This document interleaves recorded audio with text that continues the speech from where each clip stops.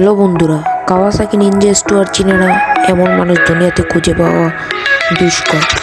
Kawasaki Ninja স্টোয়ার এমন একটা bike যার গতি এত বেশি যে আপনি তাকে বিভিন্ন গাড়ির সাথে তুলনা দিয়ে থাকতে পারবেন না।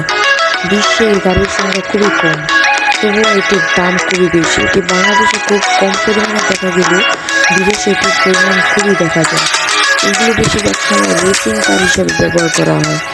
রেসিং কার হিসাবে এটি খুব বহুত পরিমাণে ব্যবহার করা হলেও বর্তমান যুগে এগুলোকে তাল মিলিয়ে রেসিং কারের সাথে এগুলো ব্যবহার করা হয়। অন্যান্য গাড়ি যেমন করার জন্য ব্যবহার করা হয়, এগুলো রেসিং কারের জন্য ব্যবহার করা হয়।